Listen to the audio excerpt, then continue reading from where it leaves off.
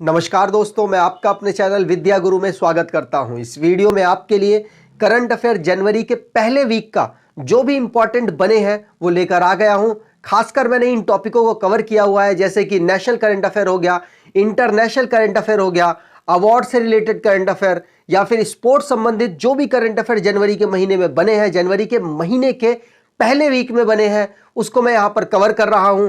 Book से related जो भी नई बुकें लॉन्च हुई हैं जनवरी के फर्स्ट वीक में, वो मैं यहां पर कवर कर रहा हूं। और इंपॉर्टेंट डेज जो भी पहले वीक के हैं और साथ साथ कुछ अभी तक के मैंने ले लिया। आज ये मैं 10 तारीख को वीडियो रिकॉर्ड कर रहा हूं आपके लिए, तो इस वीडियो में मैं ये सारे टॉपिक को कवर करने वाला हूं। अगर आप इस चैनल पर पहली बार आए हो तो आपसे अनुरोध है, चैनल को सब्सक्राइब कर लीजिएगा। वीडियो अच्छी लगे तो वीडियो लाइक करके जरूर जाइएगा। चलिए स्टार्ट करते हैं। और ये सारे क्वेश्चंस अगर जनवरी के पहले वीक से बनेंगे तो यहीं से बनने वाले हैं। पहले बात करेंगे नेशनल करंट अफेयर की। तो पहला अनाउंसमेंट किया है पीएम मोदी जी ने 26 दिसंबर के लिए। 26 दिसंबर को नरेंद्र मोदी जी ने 9 जनवरी को अनाउंस किया है कि वीर बाल दिवस मनाया जाएगा हर साल। अब वीर बाल दिवस किसके रिस्पेक्ट में मनाया जा रहा है तो मैं आपको बता दूं, तो जो गुरु गोविंद जी के 4 साहिबजादे थे उनको रिस्पेक्ट देने के लिए नरेंद्र मोदी जी ने 26 दिसंबर को यह डे चुना है, जो कि वीर बाल दिवस के रूप में मनाया जाएगा। ऐसा क्यों किया जा रहा है, 26 दिसंबर ही क्यों चुना, तो मैं आपको बता दूं 26 दिसंबर को साहिबजादा जोरावर सिंह जी और साहिबजादा फतेह सिंह जी, जो कि 6 और 9 साल की उम्र में इनको दीवारों में, जिंदा दीवारों में मतलब कैद कर दिया था और उसके बाद इनकी दम घुट के मृत्यु हो गई थी। तो उन्हीं के रिस्पेक्ट में इसी दिन की ये घटना है और इसी इवेंट को देखते हुए नरेंद्र मोदी जी ने 26 दिसंबर को वीर बाल दिवस मनाने की घोषणा की है। याद रखिएगा 2022 से हर साल ये जो 26 दिसंबर होगा इसको वीर बाल दिवस के रूप में मनाया जाएगा। और आपको बता दूं साहिबजादे जोरावर सिंह जी और साहिबजादे फतेह सिंह जी ये किसके पुत्र थे, तो ये गुरु गोविंद सिंह जी के पुत्र थे, जो कि 10वें नंबर के सिख गुरु थे। ठीक है, चलिए आगे बात करें। अगला क्वेश्चन है टीएस तिमूर्ति जी। तो यहां से यूएन से इंफॉर्मेशन आ रही है, क्या है, टीएस तिमूर्ति जी चेयर करने वाले हैं यूनाइटेड नेशन सिक्योरिटी काउंसिल की काउंटर टेररिज्म कमिटी को हमारे भारत देश के जो रिप्रेजेंटेटिव है, परमानेंट रिप्रेजेंटेटिव है यूएन में, उनका नाम है टीएस त्रिमूर्ति। वो चेयर करने वाले हैं यूएनएससी की काउंटर टेररिज्म कमेटी को। यह बड़ी इंफॉर्मेशन आपसे एग्जाम में पूछा जा सकता है। टीएस त्रिमूर्ति जी कौन है, तो मैंने आपको बता ही दिया, इंडिया के परमानेंट रिप्रेजेंटेटिव है यूएन में। ठीक है, चलिए आगे बात करें। अगला क्वेश्चन है पीएम मोदी ने पौंडुचेरी, आपको पता होगा हमारी यूनियन टेरिटरी है, वैसे भारत देश में इस समय टोटल 8 यूनियन टेरिटरीज हैं, जिनमें से पौंडुचेरी को चूज किया गया है नेशनल यूथ फेस्टिवल को अब ये होस्ट करने वाले हैं। मतलब पीएम मोदी जी ने चूज किया है कि पौंडुचेरी ऐसा करे। पौंडुचेरी 25वें नंबर का नेशनल यूथ फेस्टिवल को अपने यहां पर होस्ट करेगा और पीएम मोदी ने इनको चूज किया है। ये अनाउंसमेंट अनुराग ठाकुर जी ने की है। अनुराग ठाकुर कौन है, तो ये भी हमारे यूनियन मिनिस्टर है। ये किस डिपार्टमेंट को संभाल रहे हैं, तो youth affairs and sports department को संभाल रहे हैं। और साथ साथ इनके पास इंफॉर्मेशन एंड ब्रॉडकास्टिंग की मिनिस्ट्री भी अभी होल्ड करके रखे हुए हैं। नेशनल यूथ फेस्टिवल की बात की जाए तो सबसे पहला संस्करण इसका मनाया गया था, होस्ट किया गया था 1995 में, और 2022 में 25वें नंबर का इनका नेशनल यूथ फेस्टिवल को सेलिब्रेट किया जा रहा है। और सेलिब्रेट करने में होस्ट कौन करेगा, तो पौंडुचेरी होस्ट करने वाला है। 12 से 16 जनवरी को इसको होस्ट किया जाएगा पौंडुचेरी के द्वारा। आगे बात करें। अगला क्वेश्चन है आयुष मिनिस्ट्री के इस समय पर कौन मिनिस्टर है, मतलब कौन इसको लीड कर रहे हैं, तो आंसर हो जाएगा असम के पूर्व चीफ मिनिस्टर सर्बानंद सोनोवाल इस समय पर आयुष मिनिस्ट्री को लीड कर रहे हैं। और इन्होंने फाउंडेशन स्टोन रखा है इंटरनेशनल योगा एकेडमी का। कहां पर रखा है, तो मैं आपको बता दूं तेलंगाना की कैपिटल हैदराबाद में इसका फाउंडेशन स्टोन रखा गया है। और तेलंगाना आपको पता होगा 2 जून 2014 को बना था। कहां से? आंध्र प्रदेश से अलग होकर। यह बात भी आपको ध्यान रखनी है। और तेलंगाना में ही हमारी इंटरनेशनल योगा एकेडमी को बनाया जाएगा और इसकी अनाउंसमेंट मतलब इसका इनॉग्रेशन हमारे आयुष मंत्रालय जो लीड कर रहे हैं सर्वानंद सोनोवाल जी ने किया है। आगे बात करें, अगला क्वेश्चन है, यूनियन मिनिस्टर है हमारे अश्वनी वैष्णव, इस समय पर ये रेलवे मिनिस्ट्री संभाल रहे हैं। इनके पास माइटी मतलब ministry of electronics and information technology के मिनिस्टर भी ये इस समय है। इन्होंने इंडिया सेमीकंडक्टर मिशन को लॉन्च किया है। अब ये क्यों कर रहे हैं? क्योंकि ये चाहते हैं सेमीकंडक्टर से रिलेटेड जो इंडस्ट्री है उस पर बाहर से इन्वेस्टमेंट आए। इसके लिए इन्होंने भारत में इंडिया सेमीकंडक्टर मिशन लॉन्च किया है, जिससे बाहर के इन्वेस्टर अट्रैक्ट हो और भारत में आकर वो इसके ऊपर इन्वेस्ट करें और भारत में रोजगार वगैरह उत्पन्न हो। ठीक है, तो आपको याद रखना है अश्वनी वैष्णव जी ने इंडिया सेमीकंडक्टर मिशन को भारत में लॉन्च किया है। आगे बात करें, अगला क्वेश्चन है, पीएम मोदी जी ने फाउंडेशन स्टोन रखा है मेजर ध्यानचंद स्पोर्ट्स यूनिवर्सिटी का। मेजर ध्यानचंद स्पोर्ट्स यूनिवर्सिटी का फाउंडेशन स्टोन कहां रखा है? तो यह मेरठ में रखा गया है और मेरठ उत्तर प्रदेश की एक सिटी है और खेल के लिए काफी ज्यादा प्रचलित है। जो क्रिकेट के बैट वगैरह होते हैं वहां के लिए बहुत ज्यादा फेमस है, मतलब क्रिकेट के सामान वगैरह वहां पर काफी अच्छे दामों पर मिल जाते हैं और वहां का हब भी माना जाता है मेरठ को। तो मेरठ में मेजर ध्यानचंद स्पोर्ट्स यूनिवर्सिटी को बनाया जाएगा और इसका फाउंडेशन स्टोन हमारे भारत देश के प्रधानमंत्री नरेंद्र मोदी जी ने रखा है। हाल ही में जो पिछला साल गया है उसमें राजीव गांधी खेल रत्न अवार्ड दिया जाता था, उसका नाम चेंज करके मेजर ध्यानचंद खेल रत्न अवार्ड किया गया है। और राजीव गांधी जी खेल रत्न अवार्ड था वो खेल का सबसे बड़ा अवार्ड है, मतलब इस समय खेल का सबसे बड़ा अवार्ड कौन सा हो चुका है? तो मेजर ध्यानचंद खेल रत्न अवार्ड हो चुका है, जो कि पिछले साल अवार्ड दिए गए। इसमें 12 लोगों को मेजर ध्यानचंद खेल रत्न अवार्ड दिया गया था। यह बात भी आपको ध्यान रखनी है। आगे बात करें, जिसमें नीरज चोपड़ा जी शामिल थे, जो कि आपको पता होगा जेवलिन थ्रो में गोल्ड मेडल जीते थे। आगे बात करें, अगला क्वेश्चन है, धर्मेंद्र प्रधान जी कौन है? ये इस समय हमारे एजुकेशन मिनिस्टर हैं। इन्होंने बड़े भारत कैंपेन को लॉन्च किया है। 100 दिन का ये कैंपेन है जिसमें फोकस ये किया जाएगा कि जो हमारे यूथ है, जो नए बच्चे आ रहे हैं, वो अपने लोकल भाषा को सीखने की तरफ प्रोत्साहित हो, जिससे कि उनकी जो ट्राइबल लैंग्वेज है, जो उनके लोकल रीजनल लैंग्वेज है, उसको सीखे और उसका विलुप्त की तरफ बढ़ रहा है ना रीजनल लैंग्वेज, वो ना हो। जैसे बहुत सारी लैंग्वेजेस इस वक्त विलुप्त की तरफ बढ़ रही हैं, कुछ ही लोग उनको बोलते हैं।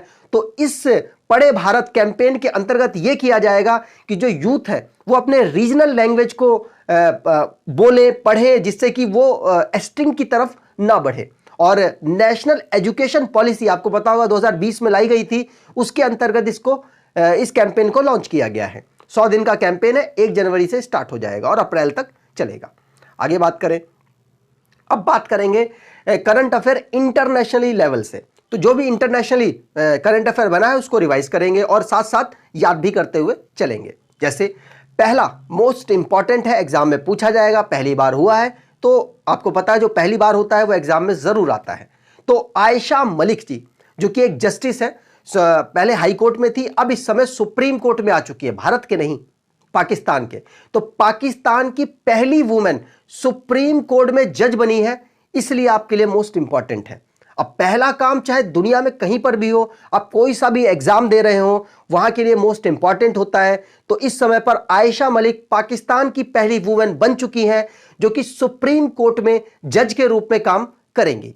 इससे पहले ये लाहौर हाई कोर्ट में काम कर रही थी, अब इनको अप्रूव कर दिया है जो वहां के चीफ जस्टिस है, कहा कि पाकिस्तान के जो चीफ जस्टिस है गुलजार अहमद ने, कि भाई आइए आप यहां पर काम कीजिए। तो सुप्रीम कोर्ट में अब काम करने वाली पहली महिला बनी है आयशा मलिक पाकिस्तान में। याद रखिएगा मैं पाकिस्तान की बात कर रहा हूं, आप इंडिया की बात मत सोचिएगा, ठीक है। चलिए आगे बात करें, अगला क्वेश्चन है, ओपेक जिसने अपना सेक्रेटरी जनरल, नया सेक्रेटरी जनरल चुना है जो कि कुवैत देश से बिलोंग करते हैं, हैथम अल गैस नाम है इनका। क्या नाम है?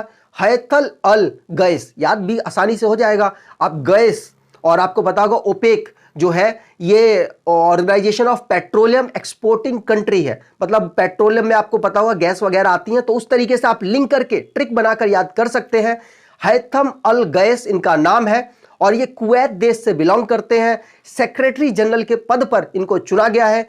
कोई भी आप एग्जाम देंगे, अब जब तक ये पद पर रहेंगे इनका नाम मोस्ट इंपॉर्टेंट हो चुका है। ठीक है, ओपेक की बात करें, मैंने आपको बता ही दिया, organisation of petroleum exporting country. इसमें वो सारी कंट्रियां हैं जो कि पेट्रोल को अपने देश से दूसरे देशों में एक्सपोर्ट करती हैं। मतलब इनके यहां पर काफी ज्यादा तेल वगैरह की प्रोडक्शन होती है, पेट्रोलियम वगैरह की प्रोडक्शन होती है।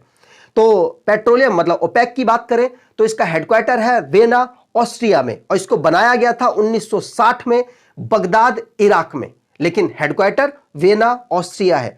दोनों कंट्रियां मोस्ट इंपॉर्टेंट होती हैं, जहां बना होता है वो भी मोस्ट इंपॉर्टेंट होता है। ये बगदाद इराक में बनाया गया और इस समय इसका हेडक्वार्टर है ऑस्ट्रिया, वियना ऑस्ट्रिया में। तो याद रखिएगा, पूछा जा सकता है, क्योंकि मैं आपको बता दूं इंटरनेशनल जो हमारे यहां पर सोलर अलायंस है जिसका हेडक्वार्टर गुरुग्राम में है और उसको बनाया गया था पेरिस में, तो हेडक्वार्टर नहीं पूछा गया, कब बनाया गया वो भी नहीं पूछा गया, पूछा गया कहां बनाया गया। अब जिसने नहीं पढ़ा होगा वो नहीं कर पाएगा। ठीक है, अभी हाल ही के एग्जाम जो रेलवे के हुए उसमें पूछा गया था। ठीक है, चलिए आगे बात करें। अगला क्वेश्चन है, चाइनीज डिप्लोमेट है जिनका नाम है जंग मिंग। जंग मिंग जो कि एससीओ के सेक्रेटरी जनरल के पद पर चुने गए हैं। मतलब इन्होंने जगह ली है व्लादिमीर नोरो की, जो कि उज्बेकिस्तान से बिलोंग करते थे। उनकी जगह अब चुने गए हैं जंग मिंग जो कि चाइना से बिलोंग करते हैं और सेक्रेटरी जनरल एससीओ के अब इनको चुन लिया गया है। मतलब नया अपॉइंटमेंट है और नया अपॉइंटमेंट आपको पता होगा मोस्ट इंपॉर्टेंट होता है। आने वाले जितने भी एग्जाम है सब में आपको ये मिलने वाले हैं। तो एससीओ की बात कर ले तो संघाई कॉरपोरेशन ऑर्गेनाइजेशन, जिसमें भारत भी पार्ट है। टोटल इसके 9 देश पार्ट बने हैं। एक करंट अफेयर का क्वेश्चन ये है कि रिसेंटली ईरान भी इसमें जुड़ा है। मतलब पहले ऑब्जर्वरी कंट्री था लेकिन अब बन चुका है ये परमानेंट मेंबर। तो इस समय एससीओ के 9 मेंबर बन चुके हैं और 9 में ईरान नया है। अगर सारे देशों को आप रिवाइज करना चाहें तो कर सकते हैं, क्योंकि एग्जाम के लिए मोस्ट इंपॉर्टेंट ये बन चुका है अब, क्योंकि इसमें नया मेंबर चुना गया है। तो China, India, Kazakhstan, Kyrgyzstan, Pakistan, Russia, Tajikistan, Uzbekistan और सबसे लास्ट में जुड़ा है ईरान। इंपॉर्टेंट है, याद रखिएगा। 9 देश हैं इनके और आपसे एग्जाम में पूछा जाएगा। ठीक है, चलिए आगे बात करें। अगला क्वेश्चन है, एंटीगुआ और बारबुदा ये सेम देश है। मतलब जैसे अंडमान एंड निकोबार एक ही जगह है ना, उसी प्रकार से एंटीगुआ और बारबुदा ज्यादा चर्चित देश नहीं है, आपने ज्यादा सुना भी नहीं होगा, लेकिन ये 102वां इंटरनेशनल सोलर अलायंस का एक मेंबर बना है।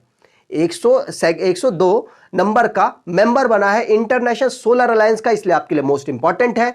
इसका नाम है एंटीगुआ बारबुदा। ये कहां बिलोंग करता है तो सेंटर अमेरिका की जो प्लेस है वहां पर ये लोकेटेड है। लेकिन जो अगर आपसे पूछ लिया जाए कि किस कॉन्टिनेंट में है तो ये नॉर्थ कॉन्टिनेंट में पड़ता है।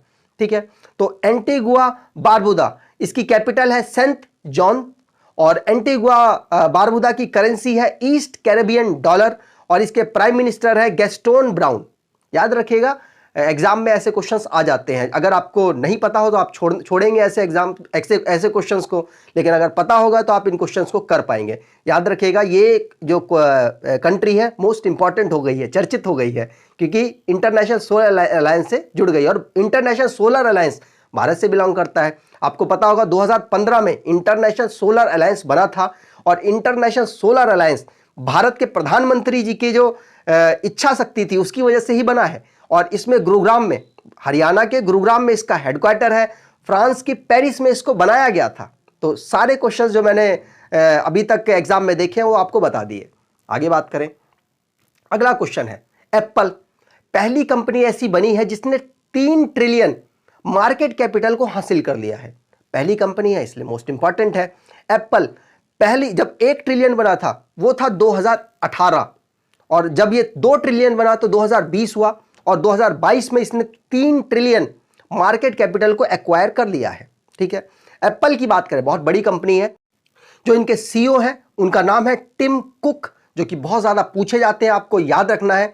और इस एप्पल कंपनी को फाउंड किया गया था 1 अप्रैल 1976 को कैलिफोर्निया में और इसका हेडक्वार्टर भी कैलिफोर्निया में है। और इसके फाउंडर स्टीव जॉब्स, स्टीव वोजनाइक और रोनाल्ड वेन्स है। ठीक है, मैं इसको हटा देता हूं, आप फिर देख लीजिए। ये देखिए वेन्स दिख गए आपको। चलिए आगे बात करें। अगला क्वेश्चन, रशिया ने अपने यहां पर एक हाइपरसोनिक मिसाइल को टेस्ट फायर किया है जिसका नाम है टी जिरकॉन। अब टी साइलेंट भी आप रख सकते हैं, जिरकॉन पढ़ सकते हैं, लेकिन याद रखेंगे टी जिरकॉन बोलेंगे तो आपको एग्जाम में याद आ जाएगा। आप ऐसे जिरकॉन करेंगे तो हो सकता है किर्गिस्तान, चाइना और किसी और कंट्री में कंफ्यूज हो सकते हैं, लेकिन टी जिरकॉन अगर बोलेंगे तो रशिया आप कंफर्म में याद रख पाएंगे, क्योंकि आपको टी प्रेशर लगाना पड़ रहा है। ठीक है, ये मेरा कुछ स्टाइल है, हो सकता है आपको अच्छा ना लगे, आप डायरेक्टली इसको लिखकर एक दो बार पढ़ के याद कर पाएंगे। ठीक है, तो रशिया ने अभी एक हाइपरसोनिक मिसाइल को टेस्ट किया है और सक्सेसफुली टेस्ट किया है, जिसका नाम है टी जिरकॉन। ठीक है, रशिया की बात करें तो दुनिया की सबसे बड़ी कंट्री है और आपको पता होगा कि इसकी कैपिटल मॉस्को है, करेंसी रूबल है और प्रेसिडेंट व्लादिमीर पुतिन है। ठीक, आगे बात करें। अगला क्वेश्चन है फ्रांस को यूरोपियन यूनियन की प्रेसिडेंसी मिली है अगले 6 महीने के लिए, इसलिए आपके लिए मोस्ट इंपॉर्टेंट हो जाता है फ्रांस, क्योंकि फ्रांस ने अपने यहां पर सेलिब्रेशन टाइप का कुछ मना दिया है कि भाई हमको तो मिल गई प्रेसिडेंसी वगैरह। तो फ्रांस को यूरोपियन यूनियन की प्रेसिडेंसी मिली है अगले 6 महीने के लिए। 1 जनवरी से लेकर अगले 6 महीने तक ये प्रेसिडेंट रहेंगे यूरोपियन यूनियन के। और इन्होंने मोटो भी इसका अनाउंस कर दिया है, जिसका मोटो है रिकवरी, स्ट्रेंथ और बिलोंगिंग। रिकवरी, स्ट्रेंथ और बिलोंगिंग, ये इसका मोटो है। फ्रांस की बात करें तो फ्रांस की कैपिटल है पेरिस, फ्रांस की करेंसी है यूरो और फ्रांस के प्राइम मिनिस्टर है gene Castex. Prime minister France के ज्यादा चर्चित नहीं है, इसलिए एग्जाम में पूछे जाते हैं। ठीक है, याद रखिएगा क्योंकि देश तो बहुत ज्यादा चर्चित है ना। तो फ्रांस के प्राइम मिनिस्टर जीन कैस्टेक्स है और जो प्रेसिडेंट है वो तो बहुत ज्यादा फेमस है, इमैनुअल मैक्रोन। ठीक है, आगे बात करें। अगला क्वेश्चन है, वर्ल्ड की लॉन्गेस्ट मेट्रो लाइन बिछाई है और अभी चालू भी कर दी है, उसका नाम है, किसने का चालू की है? हमारे पड़ोसी देश चाइना ने। और चाइना ऐसी कंट्री है जो कि सबसे ज्यादा देशों के साथ बाउंड्री अपनी टच करता है। याद रखिएगा कितनी, बहुत लोग कंफ्यूज होंगे, कई लोग 13 बताएंगे विकिपीडिया वगैरह सर्च करके, नहीं 14 देश है। 14 देशों के साथ बाउंड्री को चाइना टच करता है। आपको ध्यान रखना है भारत के साथ कितने राज्यों और यूनियन टेरिटरी के साथ सीमा टच है, तो टोटल 5 राज्यों और यूनियन टेरिटरी के साथ चाइना की सीमा भारत टच करता है। ठीक है, याद रखिएगा दोनों क्वेश्चंस एग्जाम में पूछे गए हैं, यही मैंने आपको यहां पर रिवाइज करा दिया। अगला है, चाइना ने 5 साल का प्लान बनाया है। किस लिए प्लान बनाया है? कि वो दुनिया में वर्ल्ड लेवल में रोबोटिक्स इनोवेशन में अपना नंबर बेहतर करना चाहता है, मतलब अपने आप को बेहतर दिखाना चाहता है कि देखो भाई रोबोटिक्स वाले फील्ड में भी हम बहुत आगे हैं। तो चाइना ने 5 साल का प्लान बनाया है, इंपॉर्टेंट है, एग्जाम में पूछा जा सकता है कि रिसेंटली किसने 5 साल का प्लान बनाया है वर्ल्ड रोबोटिक इनोवेशन में अपने आप को बेहतर प्रूफ करने के लिए। तो चाइना ने ऐसा किया है। आपको बता दूं रोबोटिक की फील्ड में सबसे टॉप पर है साउथ कोरिया, उसके बाद सिंगापुर, उसके बाद जापान। टॉप 3 देश मैंने यहां पर लिख दिए हैं। ठीक है, चाइना की बात आप जानते ही होंगे, शी जिनपिंग इनके प्रेसिडेंट साहब हैं और यहां की जो कैपिटल है वो बीजिंग है। आगे बात करें, अगला क्वेश्चन है। अब अगले क्वेश्चंस आएंगे करंट अफेयर, जो भी स्पोर्ट्स से रिलेटेड होंगे उनकी बात करेंगे। ज्यादा स्पोर्ट्स से बने नहीं है क्वेश्चन, पिछले मंथ बहुत ज्यादा बने थे। पिछले ही मंथ विजय हजारे ट्रॉफी हुई और पिछले मंथ ही वो तो इसी मंथ हुई थी अंडर 19 वाली, और बहुत सारे करंट अफेयर पिछले महीने बने स्पोर्ट्स से। मोस्ट इंपॉर्टेंट मंथ रहा है हमारे लिए करंट अफेयर से, तो आपको वो जो करंट अफेयर है वो याद कर लेने पड़ेंगे। ठीक है, तो आप बात करते हैं इस मंथ की। तो अगला क्वेश्चन है, पाकिस्तान के ऑलराउंडर है मोहम्मद हफीज। इंडिया के खिलाफ जब खेलते हैं तो बहुत ज्यादा रन बनाते हैं, बहुत बेहतर परफॉर्मेंस करते हैं इंडिया के खिलाफ तो, और बहुत ज्यादा चर्चित प्लेयर है। और इन्होंने 10,000 से ज्यादा रन अपने सारे फॉर्मेट में मिलाकर, टेस्ट, वनडे, ओडीआई, इन सब में मिलाकर 10,000 से ज्यादा रन भी बनाए हैं और बहुत लंबा करियर भी रहा इनका। और मोहम्मद हफीज ने अब रिटायरमेंट की घोषणा कर दी है। पाकिस्तान से बिलोंग करते हैं। एग्जाम में ऐसे नाम देकर आपसे पूछा जा सकता है कि किस गेम से बिलोंग करते हैं, तो क्रिकेटर है, ऑलराउंडर है, पाकिस्तान के हैं, याद रखना है। आगे बात करें, क्वांटो डिकॉक, ये प्लेयर है साउथ अफ्रीका के। साउथ अफ्रीका के प्लेयर हैं जिन्होंने टेस्ट से, इंटरनेशनल जो टेस्ट क्रिकेट होता है उससे रिटायरमेंट की घोषणा कर दी है। ठीक है, अभी ओडीआई वगैरह खेलते रहेंगे, लेकिन साउथ अफ्रीका के प्लेयर हैं, टेस्ट से रिटायरमेंट की घोषणा कर दी, इसी मंथ की है, इसलिए आपको रिवाइज करा रहा हूं। आगे बात करें, ये वाला क्वेश्चन मोस्ट इंपॉर्टेंट आपके लिए हो जाएगा कि इंडिया ने श्रीलंका को अंडर 19 एशिया कप में हरा दिया और फाइनल जीत लिया है। फाइनल को ऑर्गेनाइज कराया गया था दुबई में, तो याद रखिएगा सिटी भी आपसे, मतलब जो कंट्री है और जो सिटी है वो भी आपसे पूछी जा सकती है। तो दुबई में इसको ऑर्गेनाइज कराया गया था और हमारे भारत की तरफ से जो कैप्टन थे उनका नाम था यश धुल। यश धुल कैप्टन थे अंडर 19 टीम के। ठीक है, आगे बात करें। अगला क्वेश्चन है, अब आप स्पोर्ट्स से इतना ही बना, स्पोर्ट्स से ये 3 क्वेश्चन मेरे को इंपॉर्टेंट दिखे, उनको मैंने आपके लिए ले लिया। अब बात करें अवार्ड और ऑनर, जितने भी अवार्ड दिए गए उनको यहां पर डिस्कस करेंगे। तो अवार्ड से रिलेटेड पहला है 3rd नेशनल वाटर अवार्ड 2020 का अनाउंस किया गया, मतलब 2020 का अवार्ड अभी अनाउंस किया गया है। तो किसने अनाउंस किया? तो हमारे इस समय जल मंत्रालय संभाल रहे हैं, जल शक्ति मंत्रालय, उनका नाम है गजेंद्र सिंह शेखावत, यूनियन मिनिस्टर है। इन्होंने इस सारे अवार्ड को अनाउंस किया है। बहुत अलग अलग कैटेगरीज में अवार्ड दिए गए, लेकिन इंपॉर्टेंट जो अवार्ड्स है वो मैं आपको यहां पर डिस्कस करूंगा। तो उत्तर प्रदेश को ओवरऑल, मतलब वाटर को बेहतर तरीके से कंजर्व करने की एफर्ट में बेस्ट अवार्ड मिला है, बेस्ट स्टेट अवार्ड मिला है उत्तर प्रदेश को। तो अगर आपसे पूछा जाए कि बेस्ट डिस्ट्रिक्ट अवार्ड किसको मिला है, उत्तर प्रदेश का एक डिस्ट्रिक्ट है मुजफ्फरनगर, मुजफ्फरनगर को बेस्ट डिस्ट्रिक्ट अवार्ड मिला है, और जो उत्तर प्रदेश का ही एक डिस्ट्रिक्ट है, और स्टेट में उत्तर प्रदेश को बढ़िया एफर्ट उन्होंने किया है वाटर को कंजर्व करने में, इसलिए उत्तर प्रदेश को यह अवार्ड मिला है। और आपको पता हो भारत देश में इस समय चुनाव भी अनाउंस हो चुके हैं, तो ये जो स्टेट है उत्तर प्रदेश, पंजाब हो गया, हिमाचल प्रदेश हो गया, गोवा हो गया, ये सब स्टेट बहुत इंपॉर्टेंट है क्योंकि इस समय यहाँ पर चुनाव अनाउंस किए गए हैं। तो आपको याद रखना है, आपसे एग्जाम में पूछा जा सकता है ये, और इन स्टेट से तो पक्का पूछा जाएगा। यहाँ पर बाकी कैटेगरी भी मैंने यहाँ पर थोड़ी सी आपके लिए डिस्कस की है, और भी बहुत सारी कैटेगरीज है, विलेज भी है, लेकिन वो सारी आपको याद नहीं करनी है। इनमें भी आपको सारी याद नहीं करनी है, सिर्फ अपने जहां पे आप बिलोंग करते हैं ना वहां की आप याद करिए। अगर आप वहीं के लोकल एग्जाम दे रहे हैं तो आपके लिए बेनिफिट मिल जाएगा। चलिए बात करें, तो बेस्ट स्टेट का मैंने आपको बता ही दिया, उत्तर प्रदेश को मिला है। बेस्ट डिस्ट्रिक्ट का नॉर्थ जोन की बात करें तो मुजफ्फरनगर उत्तर प्रदेश में जो बिलोंग करता है वो है। और बेस्ट डिस्ट्रिक्ट अगर साउथ की बात की जाए तो साउथ में त्रिवंतपुरम केरला को मिला है। केरल में त्रिवंतपुरम कैपिटल भी है, तो उसको यह अवार्ड मिला है। और बेस्ट डिस्ट्रिक्ट अगर ईस्ट की बात की जाए तो ईस्ट में मिला है ईस्ट चंपारण बिहार, और गोंडा झारखंड को, झारखंड में गोंडा है उसको, और ईस्ट चंपारण जो बिहार में है उसको, दोनों को ईस्ट जोन के लिए बेस्ट डिस्ट्रिक्ट का, जो कि वाटर कंजर्वेशन में इन्होंने काफी बेहतर काम किया है, इसके लिए मिला है। बेस्ट डिस्ट्रिक्ट वेस्ट जोन में इंदौर मध्य प्रदेश को मिला है, और आपको पता होगा इंदौर भारत की सबसे स्वच्छ सिटी भी है, इसको अभी हाल ही में यह अवार्ड मिला था। और बेस्ट डिस्ट्रिक्ट नॉर्थ जोन मिला है गोलपारा, असम में जो असम का एक डिस्ट्रिक्ट है उसको। ठीक है, आगे बात करें तो ये कैटेगरीज है, इनमें आप सारी मत याद कीजिएगा, बस कुछ अपने यहाँ की याद कर लीजिएगा ताकि आपको अपने यहाँ की एटलीस्ट नॉलेज पता हो, और अगर आप लोकल एग्जाम दें तो आपको बेनिफिट मिल जाए। आगे बात करें, अगला क्वेश्चन है जेसी चौधरी, जिन्होंने, जो कि पहली बार ऐसा हुआ है कि न्यूमरोलॉजी में जिनको गिनीज वर्ल्ड रिकॉर्ड मिला है, मतलब गिनीज वर्ल्ड रिकॉर्ड में इनका नाम दर्ज किया गया है जेसी चौधरी का, क्योंकि इन्होंने रिसर्च की है न्यूमरोलॉजी में। ठीक है, आगे बात करें, जिसान ए लतीफ, जिसान ए लतीफ को रामनाथ गोयनका अवार्ड मिला है फोटो जर्नलिज्म में, जो फोटोग्राफी की जर्नलिज्म होती है उसमें जिशान ए लतीफ को रामनाथ गोयनका अवार्ड मिला है। याद रखिएगा, एग्जाम पे पूछा जा सकता है। आगे बात करें, अगला क्वेश्चन है दानिश सिद्दीकी, जिनकी अफगानिस्तान में मृत्यु भी हो गई थी, जो अफगानिस्तान का जो आपको पता होगा काफ़ी ज़्यादा वहाँ पे बवाल हुआ, उस टाइम पर उनकी मृत्यु हो गई थी, और उनको मुंबई प्रेस क्लब ने रेडिंक अवार्ड 2020 से सम्मानित किया है। मुंबई प्रेस है, उसने, मुंबई प्रेस क्लब है, उसने रेडिंक अवार्ड 2020 से दानिश सिद्दीकी को यह अवार्ड दिया है। आप इनकी तस्वीर यहाँ पर देख सकते हैं।